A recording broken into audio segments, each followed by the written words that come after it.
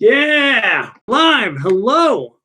Thank you for being patient. I'm a few minutes late. I'm Mike Goldstein of Easy Dating Coach, here to make dating and relationships easy. Welcome. If you can hear me, go in the chat. Tell me that you can hear me, you can see me going live. Sometimes it doesn't work so well, so I'd appreciate you. What we're going to do today is talk about how men think. We're going to take this brain and open it up and show it to you so that you know how men think and why it's different than how you think, how that all works. And why are we doing this? We are doing this because if you understand how a man works, he will adore you. He will commit to you. He will fall for you. He will want to listen more to you. He will just be all about you. And your relationships will last. Divorce rate, as we know, 50% in the United States. That is terrible. We're going to fix that today. If we can just spread this word big enough, divorce rate will go way down. Even if you're able to attract men, get in relationships, if you don't have the skill set of understanding the opposite sex, it's not going to work. And that's my mission, to fix that. So once again, I'm going to turn on live chat and let's see if I can see what's happening here. Guys, do me a favor. If you can hear me and see me, just put yes in the live chat. That would be wildly helpful. And while I figure that out, we're going to get started. So first thing, guys, thanks for joining me on a Thursday. Start with the dance party. Got to dance a little bit before we get into it. I need to get this open so I can see your questions. This is the live stream. So if you have any questions about dating, oh yes, you're coming in. You guys can see and hear me. Beautiful. Thank you, guys. Thank you, Lila, Susan, Lynn, Cindy. Thank you. I want to tell you guys, you women, a story to reiterate how important what we're going to talk about today is. And so it was 2008 and one of my good friends was getting married. And of course the bachelor party was in Vegas. So I head over to Vegas and we're at a bar in the MGM Grand and I'm hanging out. And this is when I was in much better shape and looked better clearly and had a nice tan and was 11 years younger. Anyway, I'm standing around and this beautiful woman comes up to me and her opening line is, "Excuse me, I wanted to talk to the sexiest man in the bar." And I'm like, "What?" So I'm looking around and I'm like, "Well, thank you. I don't think that's true, but we'll take it. I'm in." So we started hitting it off. We started talking and she's beautiful. She's got a good personality. We're vibing. And it's Vegas, so, you know, whatever. I'm just thinking I'll never see this person again. But I think maybe we met up the next day. We hung out even longer at the pool, at the MGM large pool and hung out. I think maybe we kissed at some point. Anyway, she lived in Buffalo, New York. I lived in New Jersey, right by New York City. And I was like, all right, I'll never see this person again. But she happened to be a Buffalo Bills cheerleader, and I was like, that's pretty cool. Fast forward, we are talking here and there, like once a weekish for a month or two, and I happen to have a beach house down the Jersey Shore, so I invite her over. And then we have an amazing weekend together. And, you know, like 20-somethings do, we have sex like bunny rabbits. It was wonderful. And we start to like each other. Fast forward, we get into a relationship. Now, I am wildly serious about this woman. After, you know, committing to the 6-hour drive and seeing her, committing to flights, flying her out to see me, spending time, I fall for her. And I'm like, maybe this could be my partner. Now, eventually, she cheats on me with a very close friend after moving to the same city as me. So I am crying my eyes out. for about 3 months because I was just like, no, my partner. And eventually, I'm like, I got to figure this out. What the heck went wrong? So I start reading every book under the sun, and I soon realized what the problem was. It wasn't lack of effort. It wasn't me trying my butt off to make this relationship work, trying to be the best partner ever. It was very simply, I did not understand women at all. So you're probably wondering what I did wrong. And what I did wrong is typical man, whenever she had a problem, I went into solving mode. So I went into solving mode and offered these amazing suggestions, if I must say myself. And she didn't want to listen to me. And she didn't try any of my solutions. So then I would get mad and I'd be like, I just gave you the best idea ever. Why are you not doing it?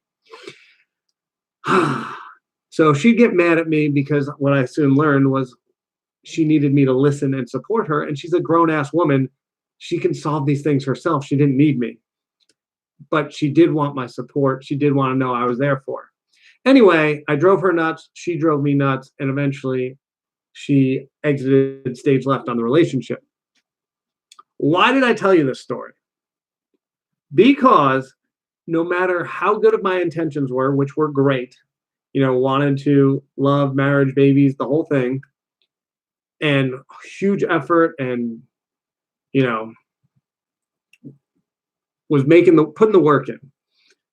It doesn't matter because I didn't know how the heck women worked. And that was just one example of multiple ways that I didn't know how her brain worked versus how mine worked. And that caused what could have been a great relationship to end. So we are here today to open up my brain, which is not that different than most men, so that you women all know how the heck we work, so that you can get in great partnerships, or if you're already in a partnership, you can just make it so much better and so much easier and not deal with fighting and heartache, and really realize that men and women are polar opposites on a lot of things, but that's what makes it such a great team, because you get this over there, you get this over here, and when we have both of them, well, we get this great, beautiful relationship. Hello from France. Why, hello. Guys, welcome to the party. Do me a favor. I'm going to be checking the comments. So if you're live, pop in some questions. Anything about dating, relationships, how men work, plop them over there. Because I'm going to take breaks from my ramble and hook you guys up with some answers. And so that's me looking at the notes there. So don't mind me not looking at the camera. And then I'm going to be looking over here for my notes on what I will be talking about. So before you have any questions, just to see who's rocking and rolling, where do you guys live? Nasima already did this. She's from France. I'm rocking in California, ex-New York City guy. And then we're going to get started. Where are you guys from? New Jersey. Lila, what's up? I grew up in Basking Ridge, New Jersey. Where in New Jersey are you? Okay. Chile. Ooh, all right, very cool. Welcome, guys. Welcome, welcome, welcome. How men think. Okay, let's start with how women think. Because this will be much easier for you to understand because you are a woman, most of you that are watching. So women, multi-focused, multitasking, and cannot turn your brain off. What that means, as you know, women, if you have a big stressful day and then you come home, all you can do is think about all the million things you have to do. There's no turning that brain off. There's no light switch that's like, okay, work's done. I don't have to think about the million things I have to do tomorrow. No, that's not how you work. You're still thinking about it. Can't turn it off. You're thinking about a lot of different things. And what you require when you are stressed is support. And so what that looks like is you come home and say, man, I had a stressful day. And then whether it's your girlfriend, your mom, your sister, your boyfriend, whatever, be nice if they said, oh, tell me about your day. Oh, I'm sorry to hear it was rough. I've got your back. I support you. Hug. Tell me more. What else happened? Wow, that's a lot you have to do. I've got you. Let me know what I can do to help. That's beautiful. Now, men does not work that way. So this is a beautiful thing and a terrible thing all at the same time. Men can turn their brain off. It's amazing. Let's talk about it. Science. Men actually have 10 times more receptors between their left and right women have 10 times more receptors between the left and right hemisphere of their brain. Men, on the other hand, 10 times less. So think about any major city. I like to use New York City. Women from New Jersey, from New York, from Long Island, from Brooklyn, all these bridges that go from Brooklyn to New York City, New Jersey, all these bridges. So now all these things are interconnected and you can get there. Men, no bridges, no tunnels, they're stuck. They're either in New Jersey, they're in New York City, they're in Long Island, they're in Connecticut. They're not going anywhere. Everything stays in their city. And that's how our brain works. Everything stays in its spot. So what that means on the amazing news for men is when they have a stressful day at work, they come home, and if it's sitting on this side of their brain and they watch TV, they go play soccer, they go to the gym, they literally turn it off. It's off. It's done. They turn this side of the brain on. They do that for an hour, and the stress goes down. So that's why, we always talk about, well, when a man enters a home after a long day of work, leave him alone. They're onto something. He will turn off his brain, plop it on, and rock and roll. And maybe his stress thing is talking to you. Some men have that. Maybe it's going to dinner with you. Maybe it's having sex with you. Maybe it's whatever it is. As long as he can change and go to the other side, he de-stresses. How freaking cool is that? But we also need to understand there's some downfalls to it. Women are always hopping between both sides of the brain. So let's say your logical side's here and your emotional side's there. This is amazing because you can be using both of those to make decisions as a woman. Logic and emotion. You care about people. You're using your logical side. Oh, this makes sense. Men are only on one side. Okay, I'm on my logical side, which can be a terrible thing. And, we look at all the crimes, the murders, all the violence, and it's always men, right? You know why? When they get on their I'm really angry side, which is their emotional side, guess what? 10 times less receptors to their logical side. So logic goes out the window. Like, think about a man. Logical man, if I get in a fight, if I kill someone, if I do anything, I go to jail. If I get in a fight, that's bad. I'm an adult. Why am I fighting? Shouldn't be fighting. That's logical. When emotions are high, we all know it's either fight or flight. And emotions are gone, so that's why men fight. They're on the emotional side, logical side's out the window, and they fight. But hopefully, a smarter man that's kind of realizes what this whole thing looks like and has gotten used to their body over, 20, 30, 40, 80 years, realize what's happening. And they're like, when that happens, I should flight. I should leave the situation. And hopefully for years, someone wiser and older has been telling you that. But let's take this back to arguments or discussions. Let's say you're talking with your partner and then it escalates. And I'm talking escalation could look like yelling, or you can tell either partner, the male is going on his emotional side. Maybe he's not raising his voice, but it's clearly he's lost logic and now he's maybe digging at you, or just clearly he's on some emotions are arising. If he's there, same thing as fight or flight mode, he can't get on the logical side. So you never want to argue or want to discuss anything important once he goes on that side, because he just lost his logical side. So what that means is you got to call a timeout. Get out of there. Basketball, timeout. We need him to cool off because he's lost his logic.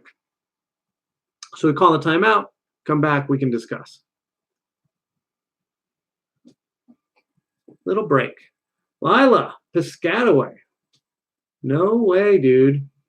My parents live in Somerset, like 15 minutes from you. Very cool. Jacqueline from Philly. East Coasters, let's go. Okay. Now, folks, if you want to leave some questions for me to answer, please do so. I'm ready to rock and roll. Just getting started.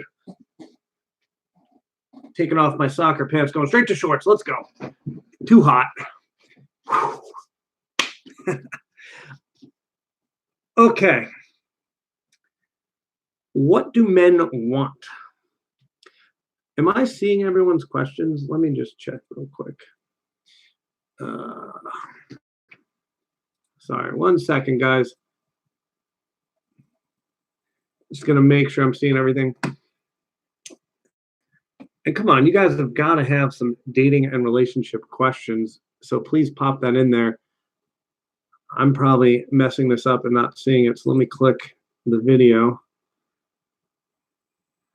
See what you guys are seeing. Boop, boop, boop, boop, boop. While having the dance party. It's Thursday. Only one more day of work.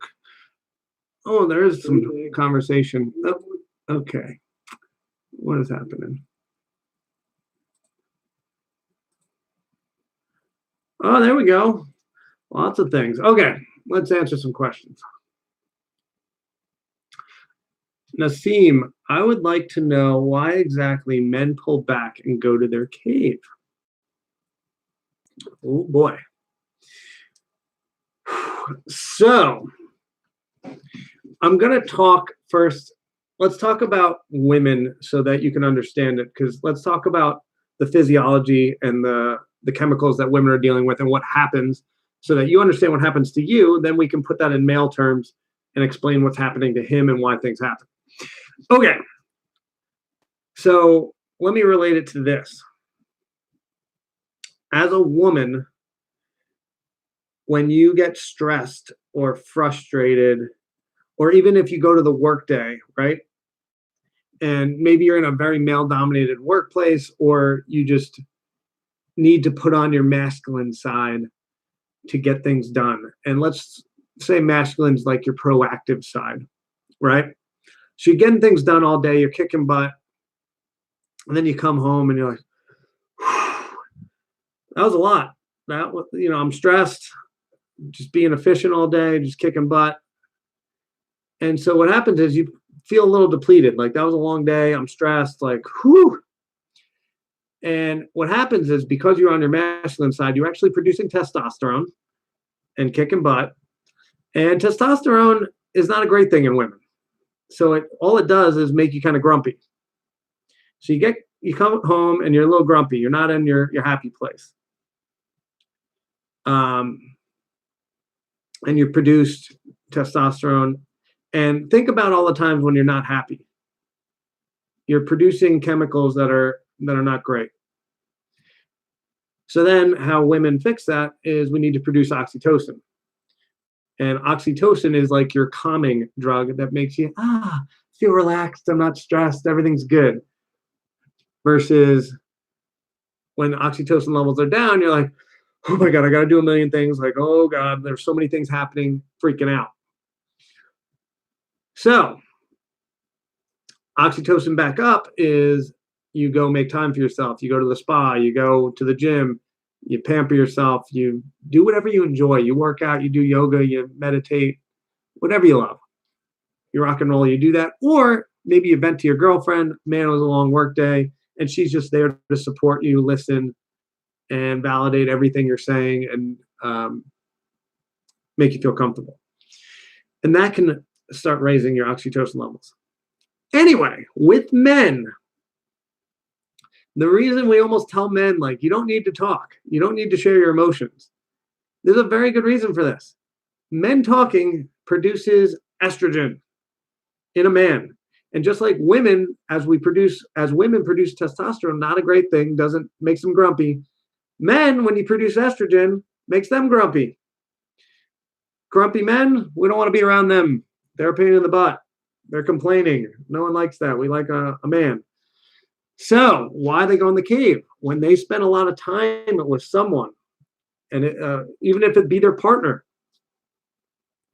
they start producing some estrogen, some oxytocin, all these chemicals, and it's not great for them.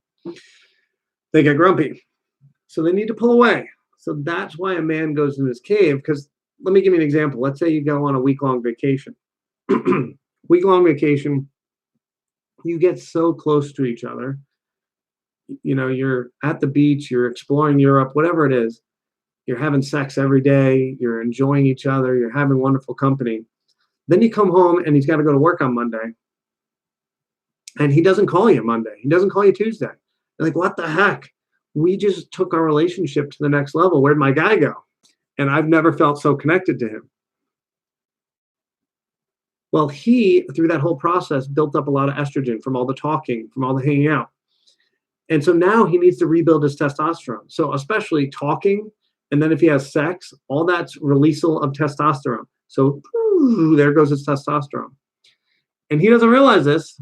No one realizes this, but that's what's happening. His testosterone comes down. And by going away and getting some stuff done, he starts bringing it back up. And you know what happens? He starts to freaking miss you, and then you hear from him. As long as you don't annoy the crap out of him or do something like, you know, calling him all the time and bothering him, like, where'd you go? Like, why? He's going to stay out longer. But if we understand how he works, then we rock this thing and we're like, he's just rebuilding his testosterone. I'm going to go get my oxytocin levels up. I'm going to go kick butt at work. I'm going to go do my thing. And when he wants to come back, cool, but I'm going to be rocking. I'm going to be having the time of my life, so it's good. Now, the man, the way he produces testosterone is two different ways. It's very different than a woman. He produces it by completing tasks. Hence, when he goes to work and he's like, boom, got rid of those emails. Boom, completed that task. Got that report over to my boss. Did whatever. Ooh, I just made the company $10 million. Ooh, I finished my expense report. All these checks, boom, more testosterone. Every time he gets to check something off, testosterone.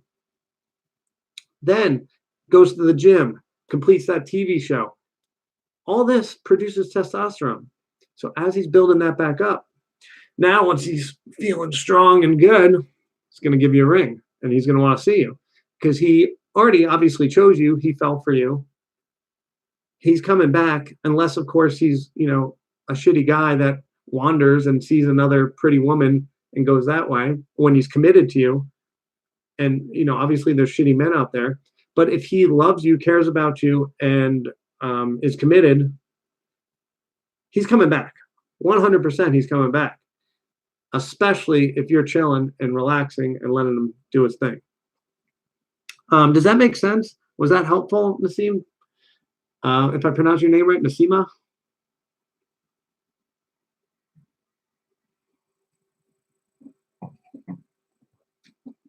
Jacqueline P.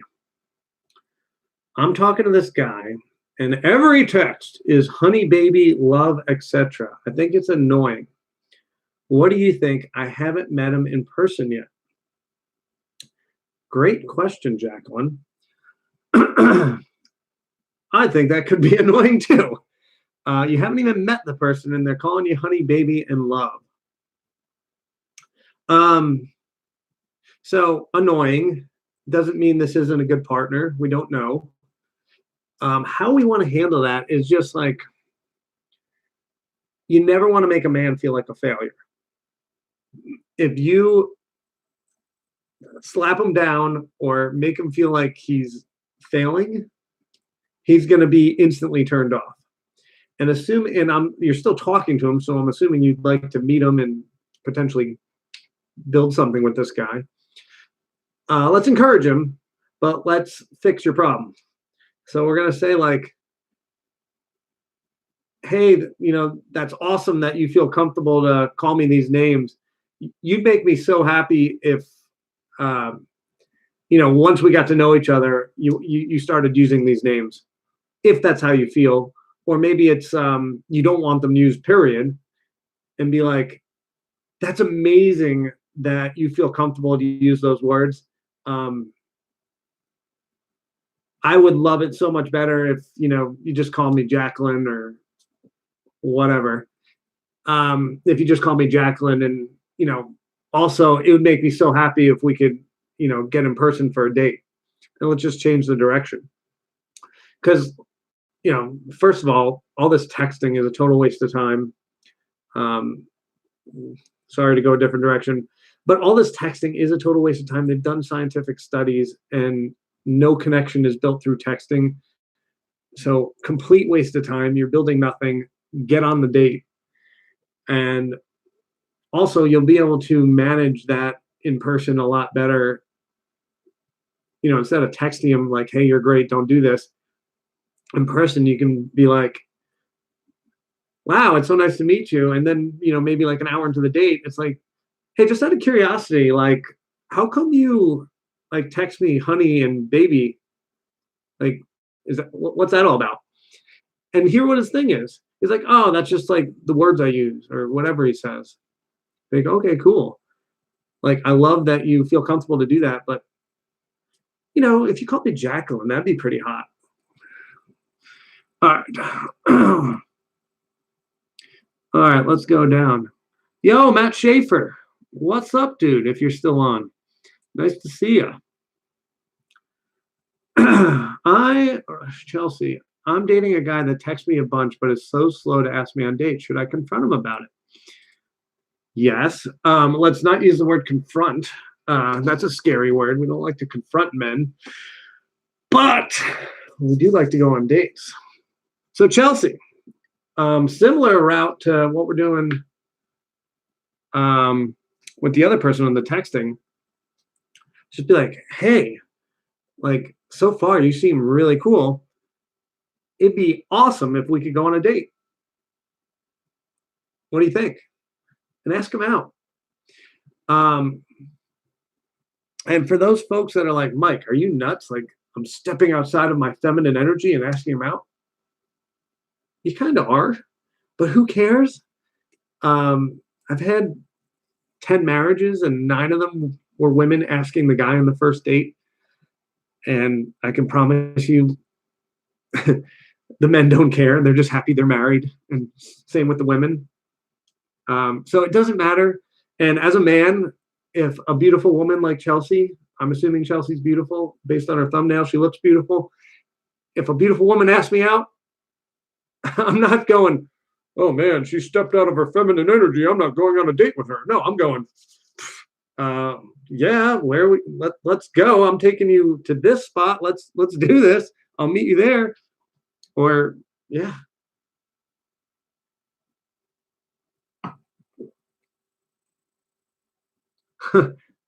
There you go, ladies. Matt Schaefer. I don't know if you saw his comment. He uses pet names. Well, maybe Matt's getting some feedback from Jacqueline that maybe not the best move, but I'm sure there's a ton of women that do love it. So we got to be careful. We don't know what people like, so we want to tread somewhat neutral, but be ourselves. So, actually, sorry, I'm just like talking and not thinking. That's what happens on my live streams. I get there.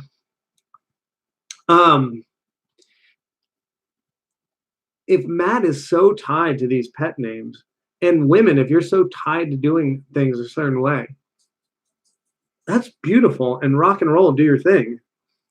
And if the partner is totally hates it and is just like total repellent, that's not your partner. So that's fine. But ideally, in a thing that's as minuscule as using pet names versus calling someone by the real name, hopefully that's not deterring a relationship. It's hard enough to find a partner. The word we're using to call them hopefully is not deterring a relationship.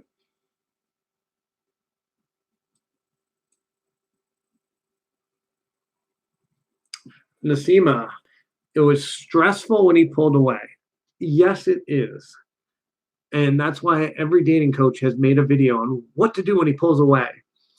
So you can talk to him about it. And the thing about men, though, which you got to be really careful about, is he may not be able to articulate it, and he's not going to articulate it as well as I might be able to, because I've looked into the science of it, and so men might not fully understand why they're pulling away. They're just like I'm busy, I'm stressed. Ugh. It's literally his testosterone levels are lower. He's grumpy. He just spent a lot of time with you. He needs a second away. And I'm sure as women, you felt that, like with your girlfriend or a family member or something, you spend a lot of time and you're like, it would be pretty cool to get away. Doesn't mean you don't love that family member. It doesn't mean you don't love that friend. It's just like, I just spent a lot of time. Like, I need a second.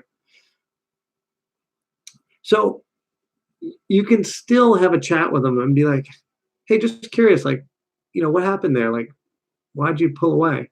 And try to get his understanding of it. But in the back of your mind, remember what I told you. Testosterone level lowering, he needs it. And if you want to be like the rock star girlfriend, wife, wherever you're at, understand that this is how men operate. And especially after stress. Like if you know that they just had some crazy work week where they were super stressed, they're like, this is the busiest week of my thing.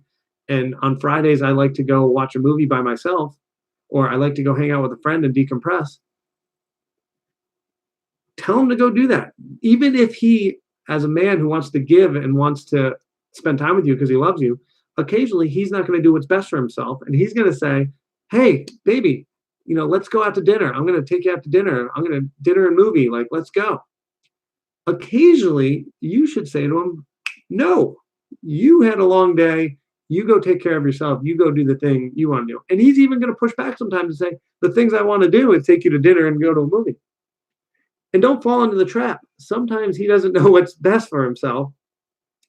And you, being this rock star woman that's watching dating advice, know more than him, because a lot of men don't watch this stuff. And send him on his merry way. And what's freaking cool about sending him on his merry way, maybe he goes to get a beer with one of his guy friends. This is when he makes decisions about you. When you say, and you're the cool girlfriend, cool wife, whatever, hey, go get that beer. At the beer, he goes, man, Nasima is the coolest person ever. She sent me to go get a beer with you. And then that's when maybe, if you're not there yet, he says, I think I'm in love with her. Or he says, if you're boyfriend, girlfriend, I'm going to ask her to marry me. She's fantastic. Look at all this. Like, I can't believe she told me to do this. I wanted to take her out to dinner, and she still told me to do this. Like, I wanted to take her out. And she still said, go hang out with my friends. Like, that's so cool. So man, I want to get a house with her. Man, I want to do these things. He makes all his massive decisions about the relationship or ideas about things to bring back to you for you guys to both decide. He decides them when he's not with you. So let him go do these things that potentially could rebuild his testosterone. And that's when he makes good decisions about the relationship. And I'm sure some of you devil's advocate, well, what happens if he makes a bad decision and decides to break up with me or whatever? He makes that decision. That's a good thing too. If we didn't give him the freedom, you could stay in a crappy relationship and he breaks up with you in 2 years, 5 years. Let's get rid of the guys that are wrong for us fast, and then we'll go find the right guys. Because for me and for all of you watching, time is your most valuable asset. So let's do this. Okay, guys, I'm going to get back on track. Put some questions in there. I'm going to talk about some other stuff. And so what do men want out of women? I want to first make this wildly simple, and then I'm going to go into some more advanced stuff.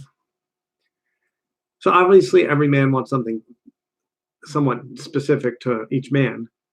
But at a very high level, They want someone who's hot, who they are attracted to, and they want someone who's fun, whatever they define as fun. And that's it. Be hot, be fun.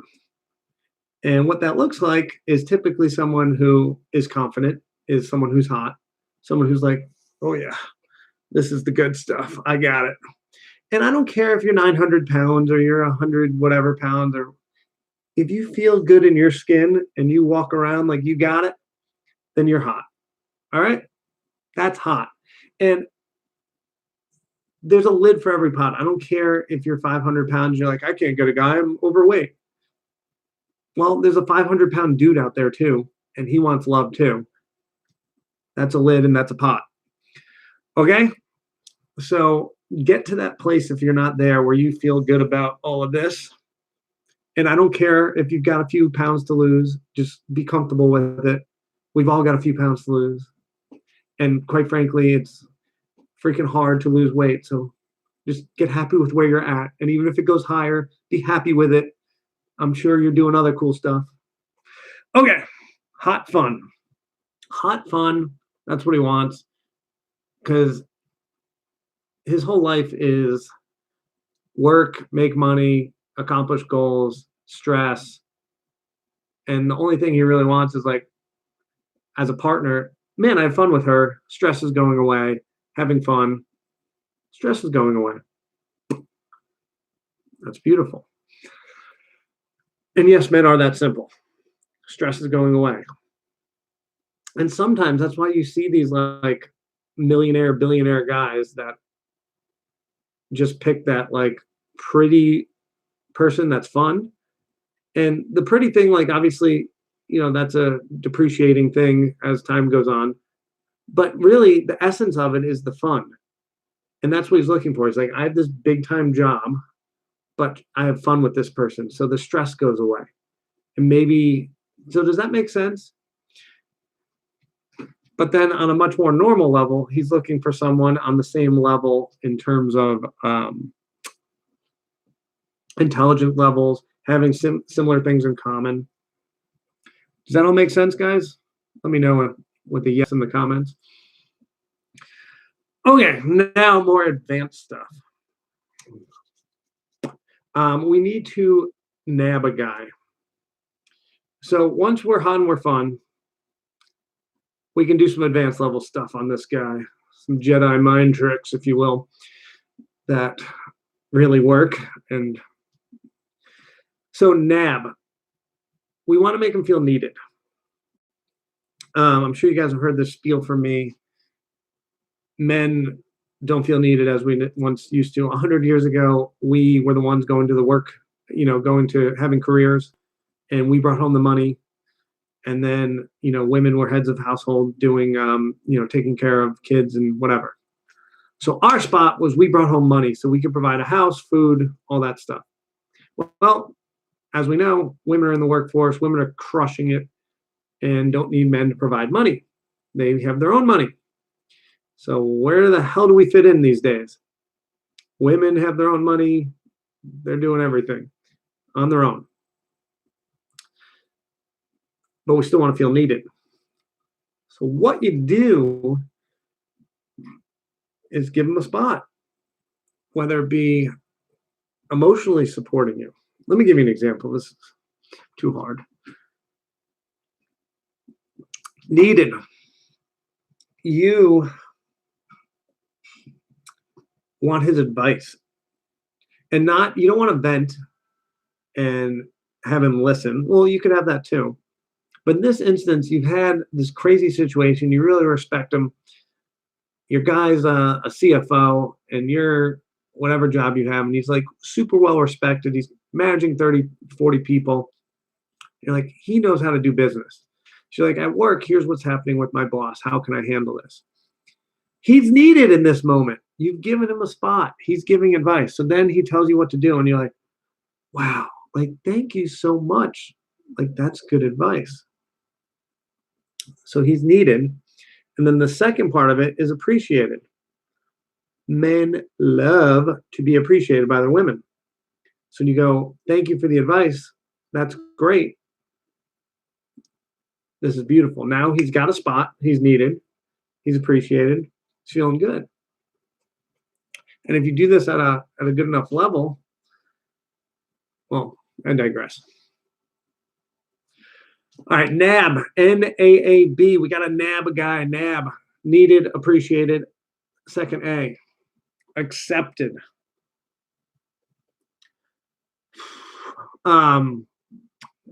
This is just like a man wants to be himself. When he's himself, he gets to just act how he is. So that's beautiful. And he wants to be comfortable in his own skin and be comfortable around you and to do what he does. And that's it. Finally, boundaries. NAB, boundaries. The most important piece of this is how you execute the boundaries. So for example, nothing is sexier than a woman that stands up for herself and is confident in herself, right? Where this all goes back to the first thing, hot fun, and hot involves confidence. Like a woman that gets walked all over, it's like, I don't respect her. And if I don't respect her, I can't date her. I can't marry her. I don't want to be with her. I don't respect her. Like, that's it. Don't respect her, can't date her. But I also don't respect a woman that's super firm and doesn't know how to handle how she delivers her message. So like, this is a terrible example, but let's rock and roll. Guy shows up to dinner with you, and some of the women on here are very traditional, and I'm traditional. First date, man should pay for dinner, right? This guy on the first date is like, well, why don't we split, or why don't you get it? And, well, this is a bad example. But anyway, you go, excuse me? Like, you invited me to this restaurant. Like, why don't you pay the bill, dude? I'm not splitting with you. Like, are you kidding me? And he goes, what? And so he's like extremely turned off by how you delivered it. On the flip side, if we could have delivered like, oh, this example sucks. I need to change it. I'm so sorry. This is such a bad example. Better example. It's the only one I can think of at the moment, because this is the easiest one. You're on date 5. He comes over, or you come over to his house. He cooks dinner with you. You do wine, dinner. You're hanging out. And then he wants to get physical. And you're not ready to do anything yet. So if you deliver it like, whoa, why are you touching me? Like, stop that. Like, get off me. Are you kidding me? I don't have sex this soon. He'll be like, whoa. Like, why is she coming so hard at me? Like, if I want someone to be hard, I'll go hang out with my male friends who, you know, will give it to me. And that's what I'm expecting. These are my male friends. But when I'm with a woman, I want someone who's soft.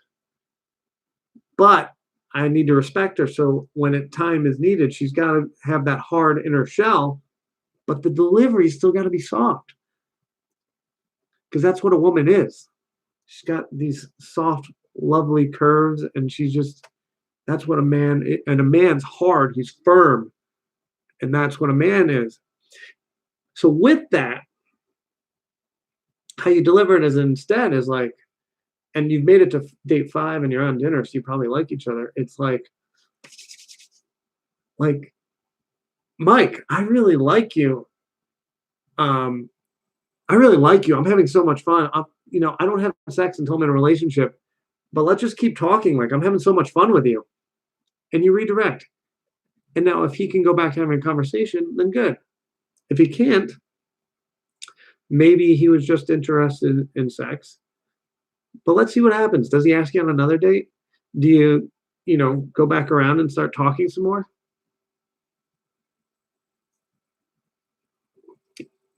All right.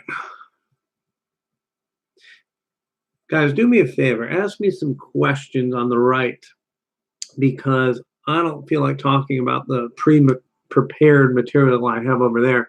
I'm going to hit refresh in case I'm missing something because I don't know how to use technology. So I'm going to hop over to your questions again. And of course, little dance party. Hi, I'm Rocky Heron, Oh, and I'm here to bring you God, man. isometric strength program. Doesn't help me. This program will be working on a number of isometric drill God, man. that will help to increase All right, let's go to the questions. strength and the Oop, I broke it. Man, I'm not good at this. All right, let's see what you guys got. Let's go.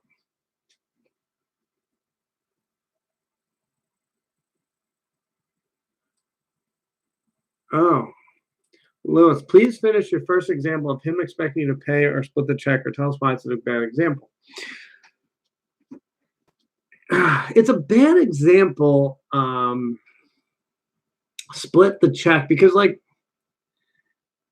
listen, I believe men should pay because I'm just traditional.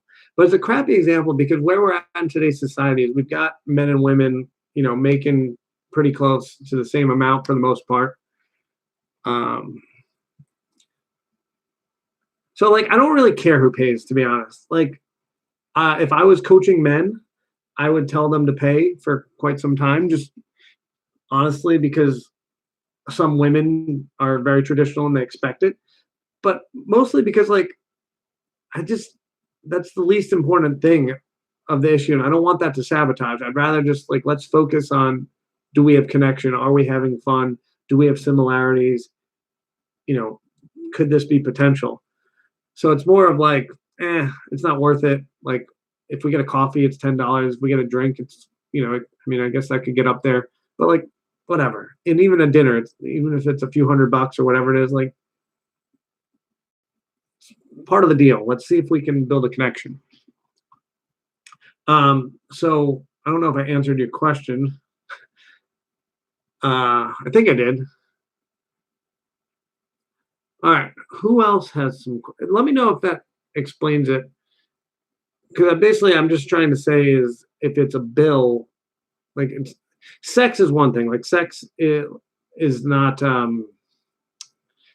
like, that's your body. So I think it's a good example because it's like, this is my body. I get to decide what happens with it, right? As a woman, this is my body. Nothing's entering it unless I want something.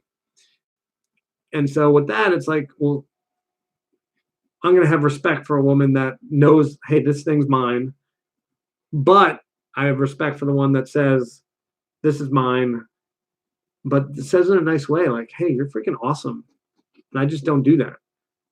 But someone who's like, no sex, like, that's no good. Oh, more questions.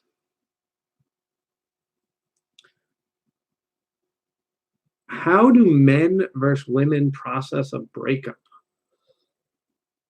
Wow, that's such a great question that I've never been asked.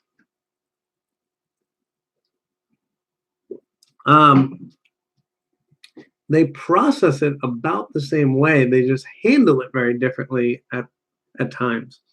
So a breakup, if you really like the person, sucks. Doesn't matter if you're male or female. Like, if any of you who have went through divorces suck. And just, we're feeling that emotional side. And that's it. The man just sits there being like, this sucks. The woman is a lot on her emotional side. This sucks. And so that's what that is. But then how we move forward can be different.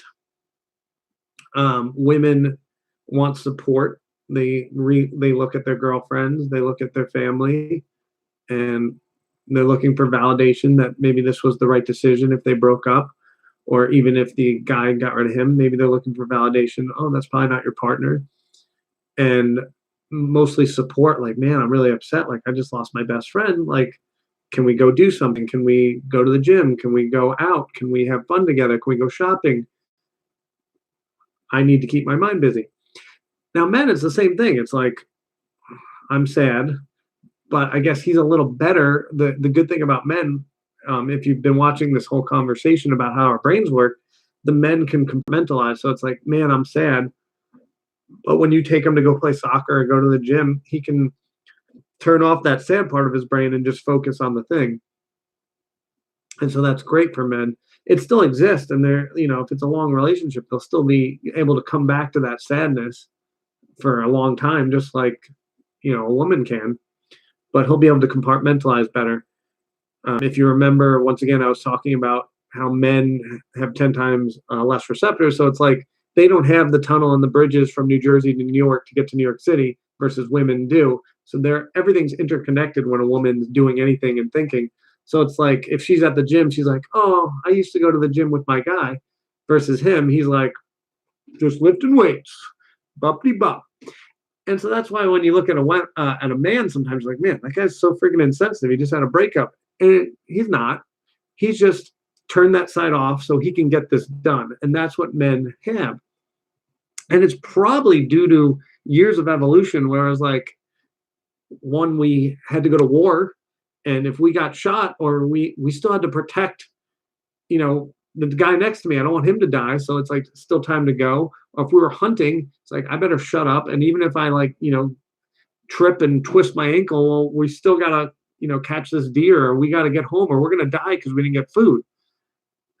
So men can compartmentalize, and we've been trained for years to be able to do this. And even if we're in pain, we just suck it up and get it going, because that's what we have to do to stay alive. Does that make sense? Was that helpful? It was. Yay. Thank you. Nassim, is it normal for a guy to talk about his fantasies during sex because it turns him on? Yes. Sure. He can, whatever turns anyone on is normal. And there is no not normal in my world. It's just what you feel comfortable with. There's we group sexual beings into 3 categories, a 1, 2, or 3. So the ones are like, they are willing to do anything sexually. Like they're just wildly experimental. They like to have sex a lot, and they're just trying a lot of varieties of how it happens. A 2 is like somewhat experimental and having sex a little bit less, but not as experimental. And we got our 3s who are like not having sex that much and not that experimental. And of course, I'm looping these all in. Sometimes you can have people that, are 3s that have sex a lot, and vice versa. But typically this is about how it looks. And so with that being said, if you realize you're a 1, you can't date a 3. If you start a 1 and a 3, like you need to exit stage left. That's not going to work for either partner.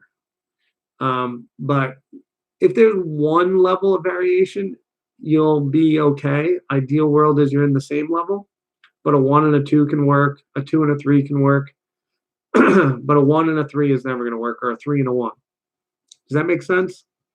So if you realize you're a 3 and he's a 1, or if you're a 2, maybe you guys can figure out what your boundaries are together and then move forward with having what kind of sex you guys want to have as a team. What if I want him to pay, I'm going to pronounce your name wrong, Lois Yu. What if I want him to pay because it means something to me, but I don't want to offend him? You can talk to him about it and see what he says. Like I love a man that pays, and you don't want to do it while the bill's sitting there. Like when you're just maybe out at the park talking, and if this is a really important topic to you, bring it up. Be like, nothing turns me on more than a man paying for something. But be careful with this one, because some men are not about that life. Since everything's even at this point, they don't want to pay. And if that thing's a deal breaker for you, which is fine if it is, then I guess you'll find out.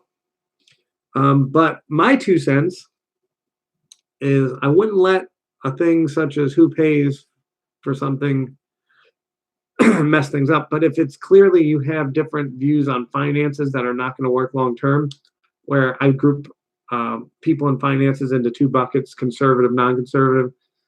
Conservative folks are savers and know how much money they have. Non-conservative are folks that are like, "Oh, I'm at Macy's. I want to buy that," and they just buy whatever the heck they want. Well, if, these two may not mesh, and that may be a deal breaker. Cindy.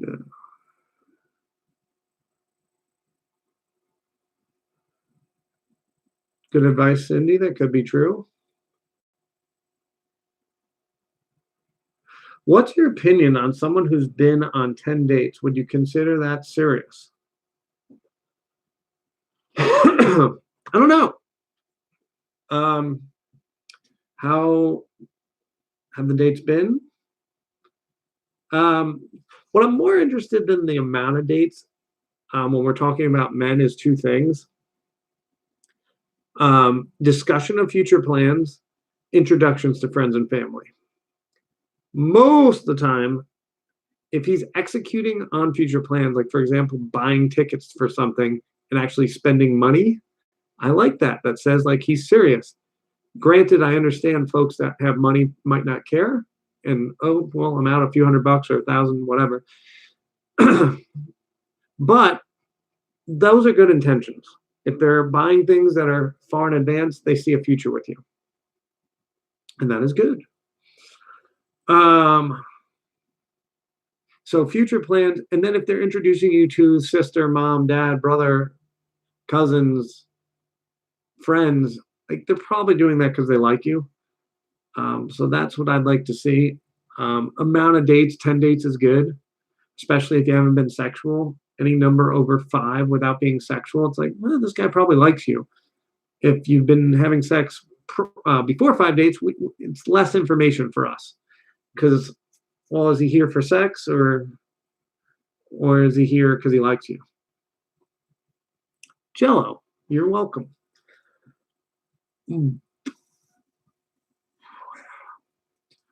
All right, guys, should we talk about one more big thing? What do you think? Give me a yes or no. We'll see what we're going to do.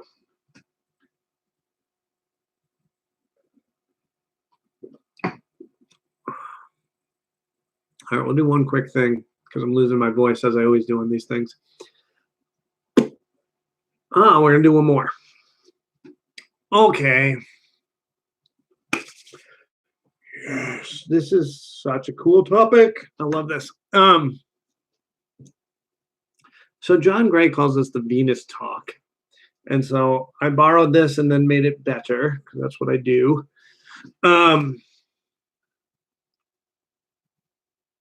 So this is so powerful within your relationships.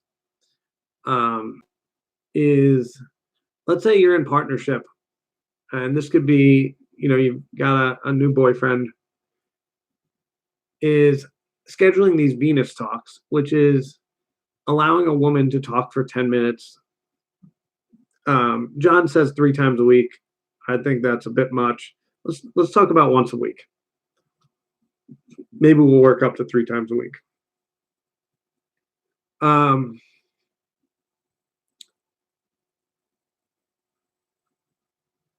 So here's the key. So first of all, let's pitch it the right way. You go to the guy and you say, hey, I'd like to have these check-in conversations once a week. They're just going to be 10 minutes long. And I don't want you to solve any problems. All I want you to do is listen. And all you got to do is just be present, and I'll even give you some questions if you agree to do this. And what's going to happen is we're just going to talk for 10 minutes, and I'm going to feel so much better if you listen to me, and it's going to be awesome. And I will love you so much, and you'll be so great. So once again, you're making him feel needed, appreciated, which we talked about earlier, part of NAB. And then you're getting a chance to tell him what's going on in your life and checking in on the relationship. So it's almost like, think about if you're managing employees or you've been managed. It's like that weekly meeting with your boss or with your people that work for you. It's like, let's just see how things are going. It's like, one, how's work going? But two, are you happy at work? And just like a check-in. Because maybe this is your A player and you don't want them, switching jobs. You don't want to find out they're not happy and, they're going to go work for a company over there. So this is your partner and you want to make sure everything's good. Now, let's talk about some advanced stuff. Women. What we tend to do in these conversations is we mix in, because we got both of our brains working, is we mix in talking about our emotions and talking about solutions to problems that we're having. So we state the problem, and then at some point we start talking about solutions. This is bad for you. When you talk and feel supported and just get to communicate about your emotions and what's happening, your oxytocin rises. And that's the thing that makes you calm. So when you're doing that, you start going, oh, I'm not as stressed. I feel better. And when you do that at the end of the 10 minutes, you get to go, hey, Mike, I feel better. Thank you for listening. The moment you start going on the solution side, which is more of a man thing, like a testosterone building thing, where it's like, how do I fix this? Do straight line. Let's get to the solution. That produces testosterone, not as much oxytocin, and maybe even just ruins the whole conversation for you. So stick to, how am I feeling? What's going on? Not how do I solve? Oxytocin up, boom, you feel better. Now, if you do talk about your emotions and solution, he gets freaking confused. He's like, what the hell is happening? Am I hearing about emotions? Are we trying to solve it? Am I supposed to be listening? I'm confused. Now, then at the end of it, you didn't get your oxytocin. You don't give him his appreciation, and he didn't get to solve any problems. When he just listens to you, and then you say, I feel better. Well, at the end of 10 minutes, he's like, I solved something. I made her feel better, and I just listened. That is good. So you give him testosterone because he solved the problem. And you got your oxytocin because you got to tell him what's going on. And you felt supported, and a guy that was really listening, that was looking at you in the eyes and being like, oh, tell me more. Wow, I can't believe that happened. I've got your back. Okay, let's talk about some ground rules here. So what you're going to do is, I've got 6 questions for this. And if you guys put in the comments that you want this, I'll plop them in there. If you don't know what the heck you're going to talk about for 10 minutes, here's some questions. First, and he's going to ask them to you. What makes you feel frustrated, angry, or annoyed? What makes you feel disappointed, sad, or hurt? What makes you feel afraid, worried, or scared? What makes you feel sorry, embarrassed, or ashamed? What do you wish, want, or need? What do you appreciate, understand, or trust? Now, I love number 6 because you're already kind of fishing for your little compliment or your appreciation. So now the man hopefully gets his appreciation. Now, this is how these Venus talks should go. He reads the first question. You talk. After about 90 seconds, he says, thank you, and then asks the next question. This is freaking awesome. This goes back, if you remember when I said it, he builds testosterone when he checks things off. He just went, I did number 1, check. And then every 90 seconds, okay, number 2, check. Number 3, check. Number 4. So every time he completes a task, he builds testosterone. Now, for the first time ever, because men didn't know that we could do this, we can build testosterone by listening to our partner. You're getting a man that's supporting, that wants to listen to you. He's building testosterone. Are you kidding me? Imagine if I knew that. Remember the partner that I kept trying to solve her problems and I would get frustrated because she didn't listen to me. Imagine if I knew that I could just listen to her, ask her questions, be there for her. I could build testosterone. I could feel good about the relationship. I could feel more connected to her. and I could feel more attracted to her. Are you kidding me? This is brilliant stuff. This will change dynamics of relationships. Okay, first, he reads the question. You talk. 90 seconds. He moves you to the next question. He says, thank you. Let's keep moving. If you stop talking before 90 seconds, these are the rules of engagement. Number 4, if he stops talking before 90 seconds, he says, thank you, tell me more. Number 5, at no time does he offer advice, suggest something for you to say, apologize, or promise to do something. So important. He cannot be in problem-solving mode.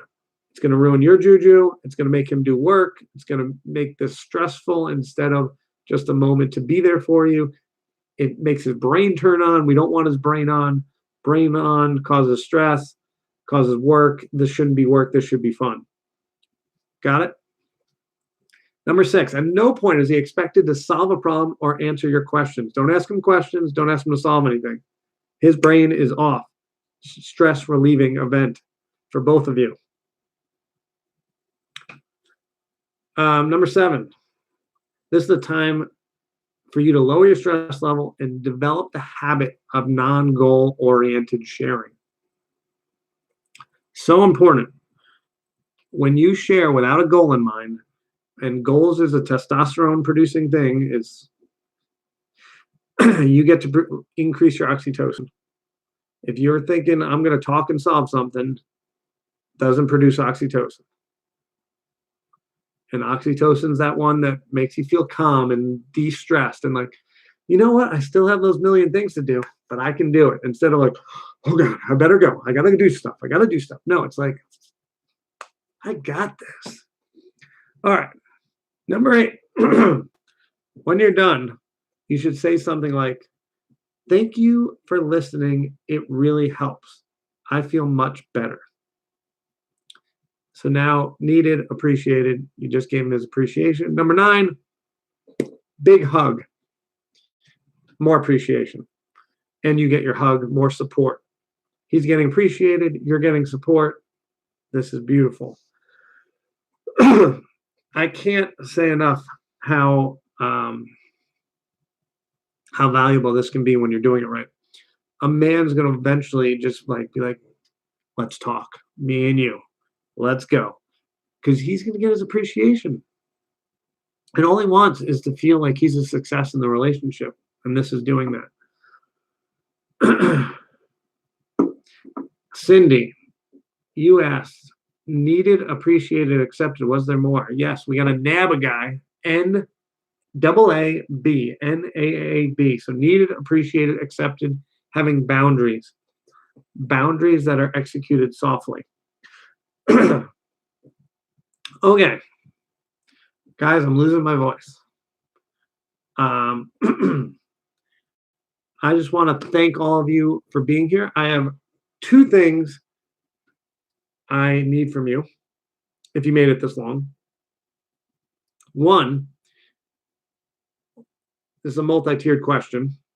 In the comments, if you would like me to have Q&As, or if you'd like to be in a group coaching environment on Zoom, which is like Skype, where we can see each other, share our computer screens, group coaching for an hour where you can Q&A me and I will answer your questions live and we'll interact and you can talk on video. We can do all this fun stuff and solve problems and teach you about stuff. Say, yes, I would like that. Say, Mike, I want group coaching. Next, tell me what you think that would cost monthly or what you're willing to pay for it. That would be very helpful to me. And only do this if you're actually willing to, pony up that money, because I want to know if this is something I should build or not.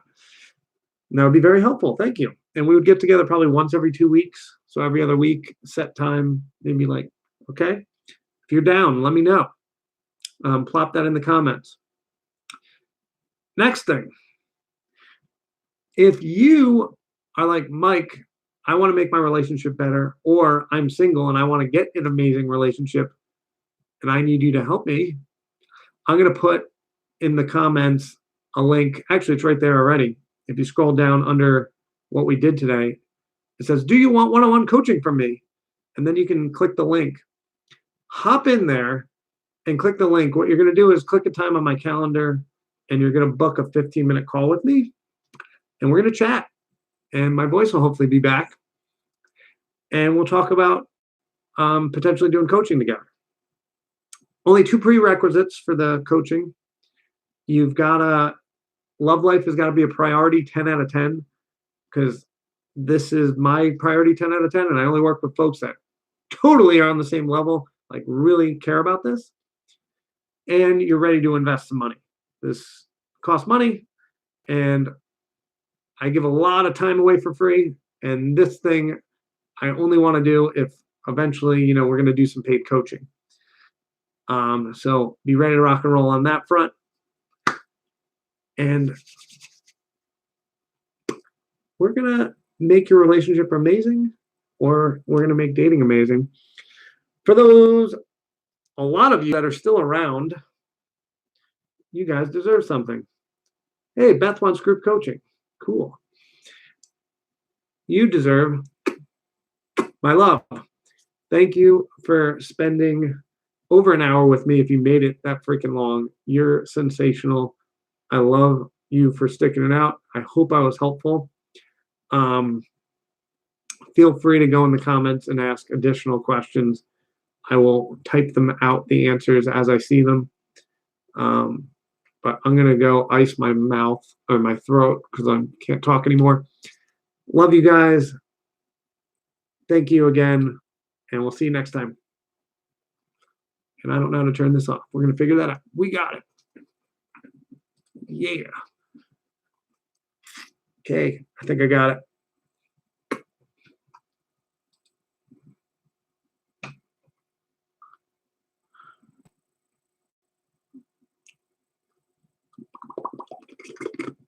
End.